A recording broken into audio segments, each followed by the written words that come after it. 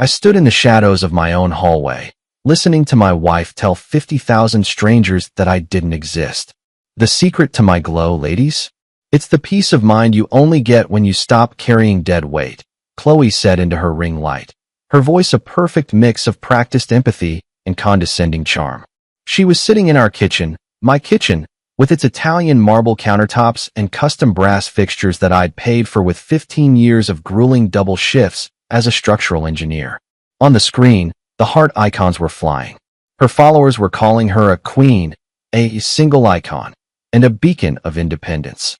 They didn't see me. They didn't see the pile of past due notices she'd hidden under the fruit bowl, and they certainly didn't see the man who was currently holding the legal matches to her carefully constructed house of cards. This is a story about the high cost of a digital lie and the moment the real world finally hits the end stream button. If you're ready to see how a fake life crumbles under the weight of the truth, make sure to subscribe to the channel, hit that like button, and tell us in the comments. Is it ever okay to lie for personal branding? Let's get into it. Chloe's blog, The Independent Edit, was a massive success. To her audience, she was a high-flying divorcee living in a luxury bachelorette penthouse in downtown Chicago, a woman who had liberated herself from a toxic, controlling marriage years ago. She gave daily seminars on how to manifest your own wealth and why women should never settle for a man who doesn't match their energy. The reality? We were very much married. We lived in a quiet, upscale suburb 30 miles from the city.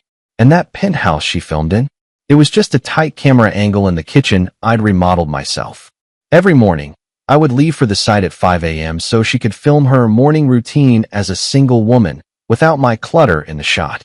I had become a ghost in my own home, a silent financier for a lifestyle brand that relied on the premise of my absence. For a long time, I went along with it. I loved her, and I thought it was just a fake-it-till-you-make-it career move. But then the bills started changing. She wasn't just lying to her fans. She was lying to the bank. She had opened 3 secret lines of credit in my name to fund the luxury backdrops for her photos, the rented designer bags, the leased sports cars for errand videos, the $5,000 skin treatments. The breaking point came yesterday. I went to the bank to talk about a bridge loan for a new project, and the manager looked at me with genuine pity. "Mr. Miller," he said, "your debt-to-income ratio is in the red. These high-interest draws from the Single Girl Summer LLC have drained your equity." I walked home in a daze. I found her in the living room, screaming at a delivery driver because the aesthetic flowers he brought were the wrong shade of blush. She didn't even look at me. "Mark, move your boots," she snapped. "I'm going live in 10 minutes. I need the house to feel airy and unburdened. Go to the garage or something." Unburdened. That word echoed in my head as I sat in the dark of my workshop. She wanted to be unburdened? Fine. I spent the next 8 hours with my lawyer and a private investigator. What I found was a nightmare of deception.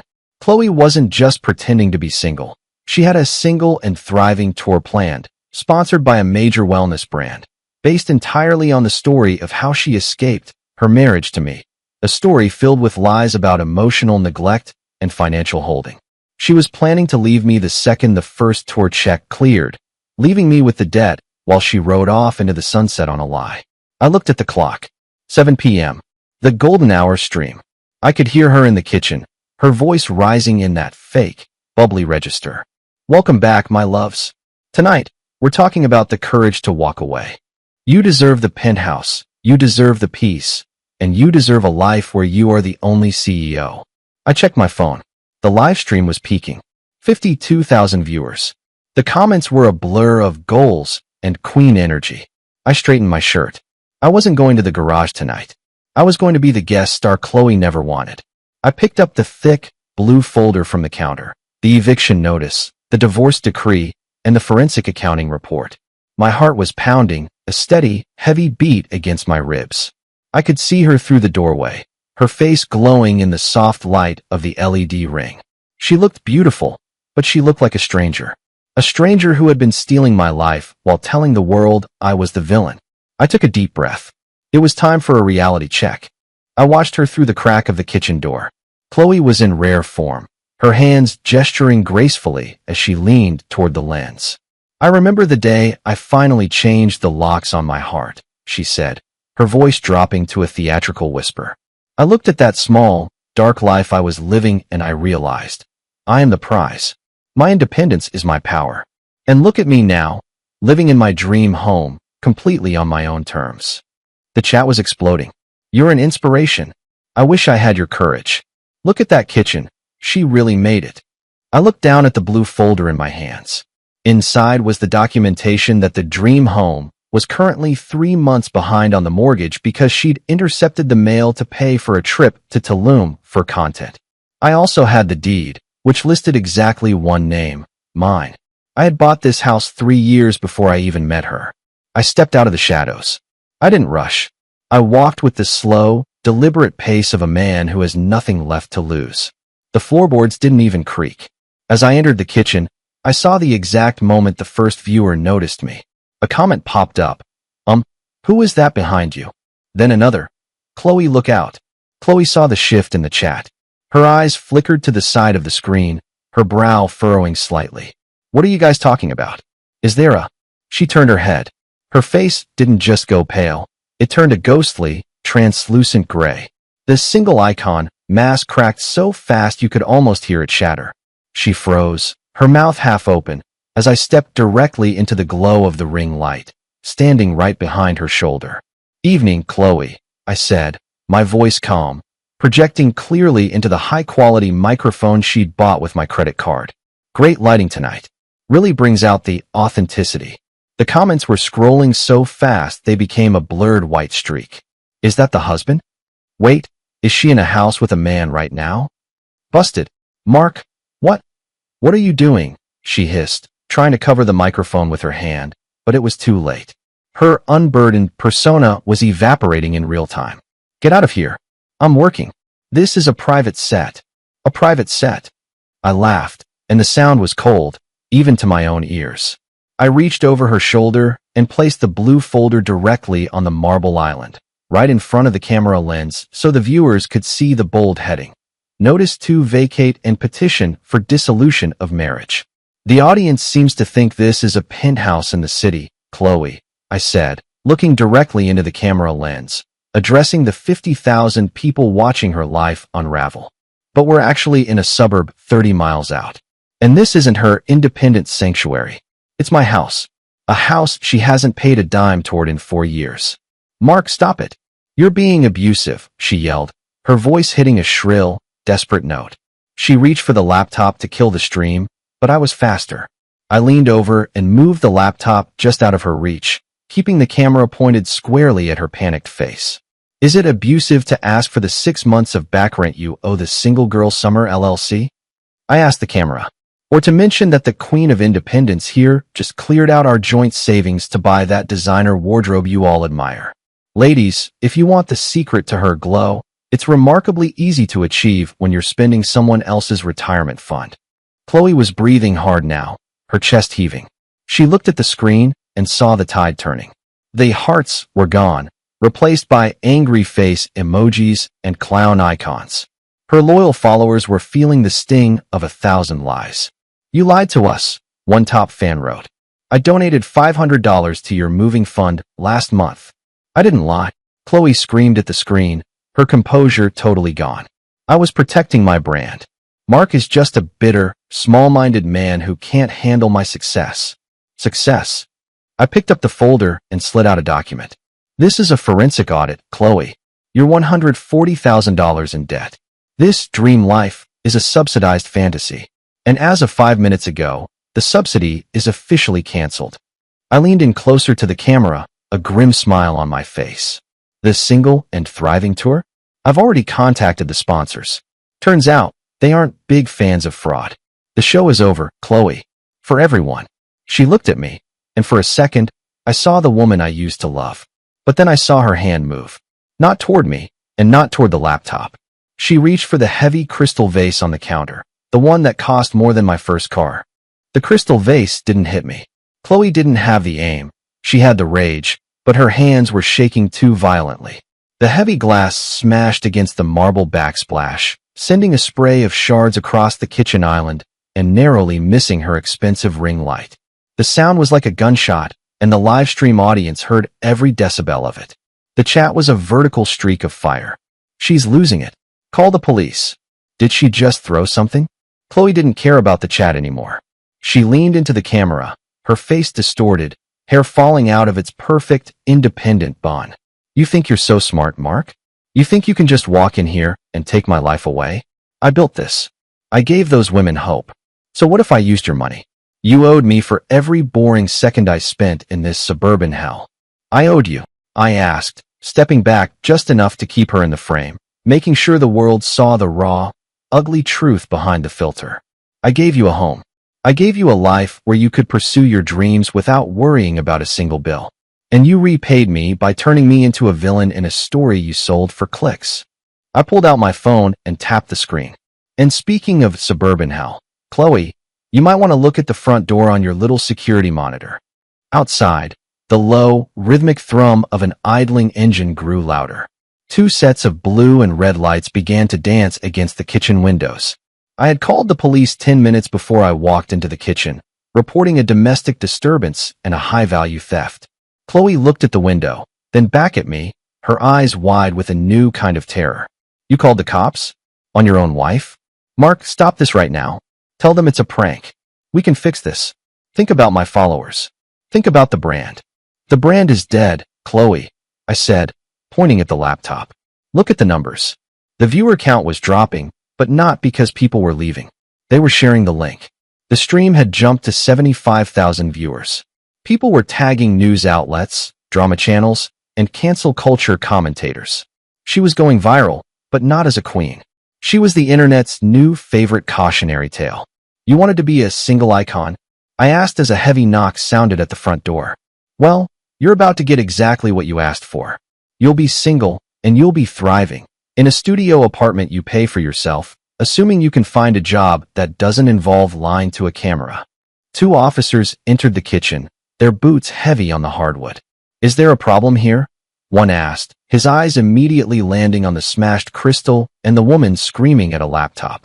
I'm the homeowner, I said, holding up my ID and the eviction papers. This woman has been living here under false pretenses. She's committed identity theft to open multiple lines of credit in my name. And as you can see, she's currently destroying property. He's lying. Chloe shrieked, lunging toward me. The officers were faster. They caught her by the arms, spinning her around. The sound of the handcuffs clicking shut was the most honest thing that had happened in that kitchen in years. Wait, the camera, Chloe yelled, struggling as they led her away. Turn it off. Mark, don't let them see me like this. I walked over to the laptop. I didn't turn it off. Not yet. I looked into the lens, seeing the thousands of comments still pouring in. Women were sharing stories of how they'd spent their last savings on her courses. Men were thanking me for finally pulling back the curtain. To everyone watching, I said, my voice steady. Independence isn't something you buy with someone else's credit card. And a dream life, built on lies, is just a nightmare waiting for the sun to come up. My name is Mark Miller. I'm a structural engineer. I build things that are meant to last. This was never going to stand. I reached for the mouse, but then I saw something that made my blood run cold. A new comment, pinned at the top of the chat from a verified account. It was the CEO of the wellness brand that was sponsoring her single and thriving tour. Mark Miller, please check your email. We have some questions about the $50,000 advance we just wired to Chloe's personal account this morning. I looked at Chloe as the officers pushed her toward the door. She heard the CEO's name. She knew. That money was gone, spent on a down payment for a luxury SUV she thought I'd never find out about. The Queen wasn't just going to jail for a domestic dispute. She was going down for grand larceny and corporate fraud. The kitchen felt cavernously empty the moment the front door slammed shut, echoing with the finality of a prison cell door. I could hear Chloe's muffled screams fading as the officers led her down the driveway, a stark contrast to the silence of the 80,000 people still watching through the glowing eye of the laptop. I sat down in the chair she had just occupied, the very throne of her single and thriving empire. I looked at the ring light, a halo of artificial perfection, and realized how much energy it took to maintain a lie this bright. The chat was a frantic blur, a digital riot. People were demanding refunds, others were tagging the FBI, and some were simply watching the wreckage in stunned silence. I looked at the pinned comment from the wellness brand CEO. $50,000. Chloe hadn't just been playing house. She'd been playing high-stakes fraud. I knew exactly where that money went. I'd seen the order-confirmed notification for a custom-ordered Porsche Cayenne on her tablet last night. She was planning her getaway in style, leaving me to pay for the set of her grand finale. To the sponsors and the fans, I said, leaning into the mic one last time. I'm not a content creator. I'm just a guy who worked 40 hours a week so his wife didn't have to. I'll be cooperating with everyone, the bank, the brands, and the police. If you've been scammed by the independent edit, I suggest you contact your banks immediately. The Queen is out of the building, and the castle is being sold on Monday. I didn't wait for their reaction. I reached out and clicked End Stream.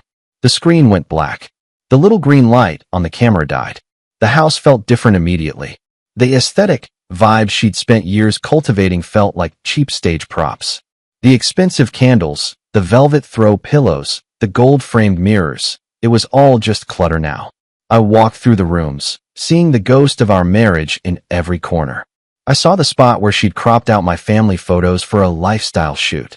I saw the office she'd turned into a content closet, filled with thousands of dollars of clothes with the tags still on them, ready to be returned after the photo was taken. The phone rang. It was my lawyer. Mark, it's all over the news already. Social media is eating itself alive. The wellness brand is filing a civil suit by morning. And the police? They found the offshore account info in her purse. She was deeper in than we thought. Let them have it all, I said, looking out the window as the tow truck arrived for the leased sports car in the driveway. I just want my name back. I want to be able to walk into a bank without feeling like a criminal. The next few months were a whirlwind of depositions and debt restructuring. Chloe tried to play the victim from behind bars, claiming I had digitally trapped her, but the 50,000 people who watched her throw that vase provided all the testimony the state needed. Her followers turned into her fiercest critics, dissecting every one of her old videos to find the cracks in the facade. She became the poster child for the internet mirage, a warning to a generation that a life lived for likes is a life not lived at all. I sold the house. I didn't want the marble or the brass fixtures anymore. I moved to a small cabin near the woods, close to one of my construction sites. There's no high-speed internet there, and the only glow comes from the fireplace. Sometimes, I catch my reflection in the window, and I don't see a deadweight husband or a small-minded man. I see a man who is finally, truly, unburdened. Conclusion, the author's perspective. In the age of the personal brand, we've created a monster where the image of success is valued more than success itself. Chloe didn't want a divorce. She wanted the aesthetic of a divorce. She wanted the power of being single without the financial reality of it. It's a chilling reminder that social media isn't just a window into people's lives. It's often a carefully constructed wall designed to keep the truth out. Mark didn't just end a marriage that night. He tore down a wall and showed us the rubble underneath. In a world of filters, the truth is the only thing that doesn't need a ring light to be seen. If you found this story of digital karma as satisfying as we did, make sure to subscribe to the channel and hit that notification bell. Have you ever caught someone in a massive social media lie? Tell us your story in the comments below. We read every single one. Thanks for watching and stay real.